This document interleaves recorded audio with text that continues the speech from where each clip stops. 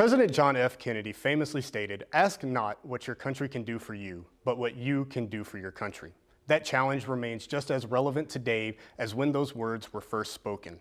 As America faces challenges of political division, economic uncertainty, and questions surrounding the future of our democracy. The strength of our democracy relies on the willingness of citizens to participate in the pursuit of a more perfect union. And today I am joined by a man who has dedicated his life to that pursuit. A former Army officer, a former CEO of a nonprofit focused on combating poverty, and now the 63rd governor of the state of Maryland. The following is a conversation with Governor Wes Moore on the topics of citizenship, leadership, and how we as a country can move forward together. In this talk, I am hoping that we can build a roadmap and how we can build future quality citizens and translate that over into future quality leaders for the next generation of America.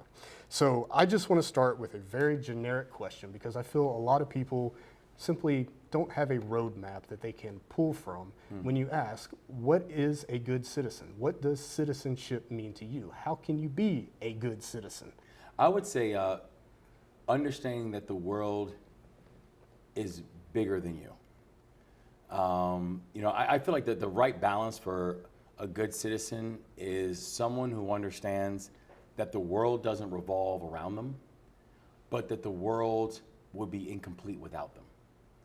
And striking that right balance, right? Saying like, listen, it's not all about you, but you are a necessary component to this world being everything this world can be. Knowing that you actually do have a role to make it better. You don't just have a role to live in this world, you have a role to help shape it. That, I think, is something that makes us good citizens, and those are the folks who I think are taking the moment seriously. Absolutely. Do you have any advice as far as what specifically a person can do? Because you are a man that has dedicated his entire life to public service. Yeah. And I think public service and good citizenship go hand in hand. So when someone wants to be a better citizen, in my view, you can start with the very small, the micro, simple things like taking your cart back to the corral and obeying the speed limit and other things, but obviously voting, etc. So yes. What else can we encourage for our citizens to focus on in order to maximize their political utility and pursue a more perfect union? So, well, one, I think what you said is brilliant, spot on, right? It's like, remember that nothing is too small and nothing is too big, right? A person says, well, I'm just making sure that person could cross the road because it looked like they were having difficulty. Like, that's a big deal to that person. Absolutely. And so nothing is too small. And I would say the other big thing for people is, part of the challenge is for a lot of people, when they think about service, there's almost like this one size fits all thing. Or when you say, I want to be a public servant, so it's like, okay, well, then are you willing to, join the military or join law enforcement? Or are you willing to go be a teacher? Or like, they have very clear ideas of who a public servant is, or what type of thing you should focus on. I actually think that part of the best thing to do is broaden that out and just find the thing that makes your heart beat faster. And for me, it's like, I am animated about ending child poverty. I'm animated about it. I want to do that with every fiber of my being, right? There might be certain things that really get certain people's hearts going. They say, I want to help the blue spotted owl, right? And I'm like, that's awesome. And I love that's what you do if there is a blue spotted owl, I don't know. But the point is that, like, if that's what makes your heart beat faster, go do that. But I don't want to tell you, but ending child poverty is the most important thing. Because if a person doesn't feel the same way about that issue, then they're going to be like, I'm kind of checking out because I don't see how I can be helpful. So, I would say just find the thing that gets you going, no matter what it is, and go do it. Because if you do that, you're making us better. Absolutely. So why do you think that is not taught? Yeah, it's a very good question. Because I think it's something in many ways, it can't be taught, it just must be acted on. Sure. It's when you find that thing that you would give your life to fixing, there isn't anything academic about it. It's guttural, Right. right? It is just like, God, it's the way that thing makes me feel. Not because of, I can tell you the data trend lines or whatever like that. It's just like, I get physically sick when I think about children who are being harmed to no fault of their own. Like, it really bothers me. And no one could teach that to me. It's just something that came to me, and it's something that I'm never gonna let go of. And that's the thing I think that is important for people to remember when it comes to public service or that thing. I can't teach someone to be passionate about that. But what I can do is, once a person finds that thing that they're like, I would give everything to fix that, we can teach you the skills and the things to do to then go about trying to address that thing that's breaking your heart. Absolutely. Water the garden. Water the garden. Absolutely. Water the garden. That's right. So America is built on citizens participating in our democracy. That's really the crux of everything. That's something that you have been talking a lot about lately, and encouraging people to participate, because I watched your recent sit down with many non-voters, and it was fortunate that you changed some minds in there. So I'm going to ask you kind of that same question again, because a lot of high schools don't even teach civics or teach participation in our democracy. And it's honestly, Governor, it's what our entire republic hinges on. That's right. So why do we not teach the things that we can teach? So we have someone like you were talking about, we have them all excited. How do we direct that energy without giving them the skill set to take it to the next level and, put that participation into policy? That's right. And it's one of the things that I love about our state, and I think about Maryland. Like, that is something that is in every Maryland classroom. It is graduation requirements. It is like, we don't play. And part of it, I think, is because of our history, right? I mean, Maryland is, I think, one of the most important states in U.S. history when it comes to understanding how the U.S. has evolved, right? Understanding everything from the War of 1812 and the Star-Spangled Banner and George Washington resigning his commission and all. Like, that's all Maryland stuff. That's all stuff that happened here. So we do take that very seriously. But you're absolutely right. When we have schools or states that are not teaching this, you're not helping people understand how everything is policy in their life. And there's a minimizing of policy without understanding that, like, from the moment you wake up, from where you wake up to the place you call home, to the water that runs through your faucet, to when you walk outside, the air you are breathing, to how you get to or from school or how you get to or from work, to the school that you or your children or your family members are attending, to your interaction with law enforcement when you walk outside. Like, all of that, people understand, you do understand all of that was a policy decision. Everything in your life is a policy decision. The energy assets you have, policy decisions. And so we have to be able to teach people that, like, your involvement actually matters, because when you are dealing with the consequences of bad policies or benefiting from the successes of good policies, you understand people had to work in order for you to have that, and or people still need to work in order for you to fix the thing that's hurting you in your life. And so I do think that education's got to start early, and that's also the thing that's going to create the environment for people to then be able to decide what type of things do I want to focus on and do. Absolutely. Great answer. I want to start transferring into leadership a little bit, because after we build quality citizens, we want to build leaders of tomorrow. I think some people have it misconstrued, and you do this extremely well, as someone who does not view leadership as an attachment to power, but an attachment to service. How would you speak to folks and explain to them why leadership doesn't have to always be top down, but in fact can be bottom up? And I think some of the best leaders are not top down.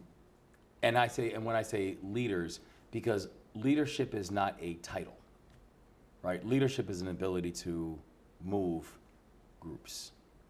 I know people who have no title at all, who are remarkable leaders, have huge voices, huge platforms, and ones that they truly earned. I know some people that have really, really big titles who are doing absolutely nothing, but making life worse on all of us in everything that they do, except for their own family members. Their family members are fine. But it's like, so that's why I think leadership can never be simply surmised to what's a person's title. I think leadership comes down to the idea of, do you have an ability to be able to get people to see their goal and mission in what you were laying out?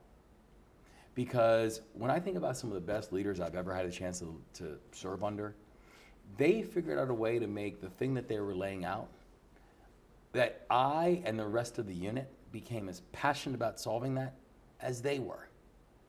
That was leadership.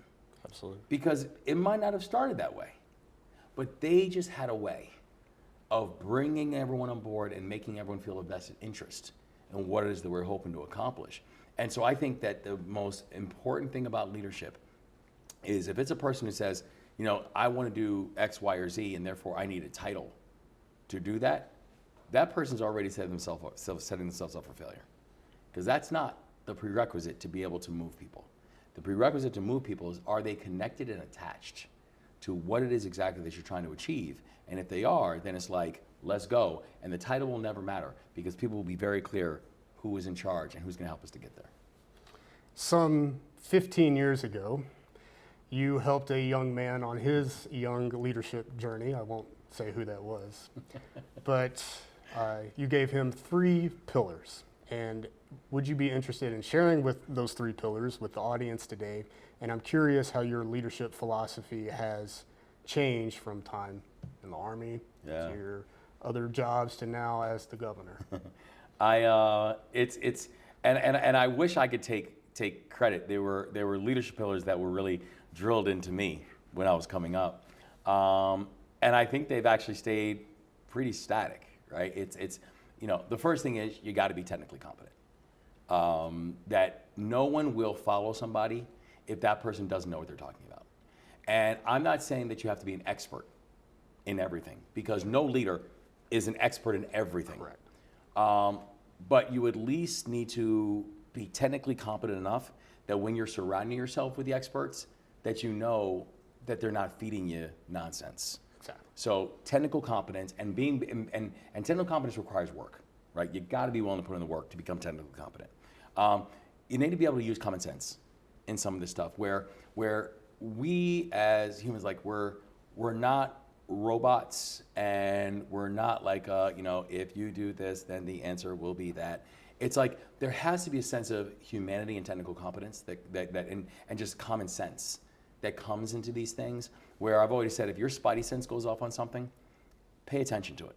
Sure. Because I feel like that is a unique gift that God has given us to be able to decipher as human beings. Let's not lose that. And then the third piece, and I think this is really important, is take care of your people. Take care of your people will take care of you. And so, you know, be technically competent and be willing to work to do it. Use your common sense on things and be human in the way you're processing things. And always and forever take care of your people, because your people will then take care of you. Do you realize you just described the opposite of everything that we are experiencing right now? It really is. I mean, listen, and honestly, the thing I do think about this moment, though, is you can actually learn a lot from people who are showing you what not to do. And you know, I think that there actually is something to this moment, where I am watching what we're watching these folks in Washington, the Trump-Vance administration, and just all this stuff that's happening. And it's really disheartening, because it's not leadership, it's not ethical, it's not moral, it's not honorable, Much of it is deeply un-American. But I feel like what it's also doing, that there is something about leadership that sometimes, and I remember kind of even coming up, I watched people who every day demonstrated what I didn't want to be, how I didn't want to be perceived, how I didn't want my people to connect to me. And in some ways that was actually really helpful, because the adverse sometimes can be deeply educational as well too. So, my only hope in this moment was there's a lot of people who are just going through some deep unnecessary pain. Where, I mean, honestly, like, I think to the average family, and you ask them, I highly doubt you've had the kind of year that the Trump family just had. Like, they've had a great year. Most of our families have not. Right. And that's not okay. That's not leadership. Right. But you can learn a lot from that too. So how do we pull back and move forward and hold people accountable? Because I do believe accountability has to be part of the equation in order for us to move forward. And there is something called the accountability trap. If you're familiar to the audience, it's when you hold someone accountable and they view it as persecution. Yeah. And that's kind of this catch-22 scenario that we're in when it comes to what we're facing right now. Because I want nothing more than to unite with my fellow Americans. I'm from the South. My politics don't align with people in the Deep South. There are good people that live there. And I want to return to a place, I know politics is messy. It always will be. Yeah. But I want to return to a place where we can move forward together and not have division that is running from the top down. And how do we do that without accountability? You can't. Accountability is necessary. The thing I would say is, but don't let what we're seeing and doing right now change you. Change your morals or change your values. I'm a big believer in accountability. And I'm a big believer that when a person does wrong, especially when a person's doing intentionally wrong, there has to be accountability for it. But if your values are accountability, don't lose that. If your values were never retribution or revenge, don't learn that. And I do think that there is going to have to be some form of balance that we're going to have to process and that we're going to have to understand. For a lot of people don't, my middle name, I have two middle names. And my mom wanted one, my dad wanted one. And they battled because my mom was like, he's getting your first name. Why does he get your middle name? Your choice of middle name too. But she was like, your dad was insistent on the name Watende as your middle name. And my mom said, she says, I never understood why he was so insistent in many ways. And she said, it was almost until he died. And then she said, I then got a better understanding because my full name is Wesley Watende Omari Moore. So they ended up giving me both. My mom's means the highest, the one she had, Omari. Watende means revenge will not be sought. And that's always been something that's been, again, since my birth, since my father said, I want his name to be Watende. And my mom never understood why. Revenge is not part of my fabric. It's not a value I lean on. Accountability is, not revenge. And I think that we have to approach this next phase and this next moment with a way of saying, don't let them turn you into them. Don't let this moment turn you into something that you are not. Maintain your integrity. Maintain your values and your honor. Do not let anyone ever take something away from you that they never gave to you. And I think one of the great challenges that we're going to have to do next, in my opinion, is we need accountability, but revenge will not be sought. And how to strike that is, I think, the way we're going to have to go forward as a country. It's very tricky to balance. And it's because, frankly, we have seen how barbaric, how deeply delusional, how incredibly selfish these actions have been, both in big ways and small. And anger and vitriol and revenge is a very natural human instinct. Like, I get it. Really, I get it. As someone who's repeatedly the subject of this stuff. And at the same time, don't let them change who you are. Because once they have, they've won. Right. And I just never want to give them that. I have, well, I opened this conversation with a quote from John F. Kennedy. You could probably think which one it is. Ask not what your country can do for you, but what you can do for your country. We've talked about citizenship, leadership. I want people to know that it's okay to support your leaders. While it's just as equally important to hold our elected officials accountable, absolutely, more than anything, it's okay to have their back too. So I was wondering, for my final question, if there was one thing that you could ask of the constituency, what is one thing that maybe they could take away from the eyes of the governor?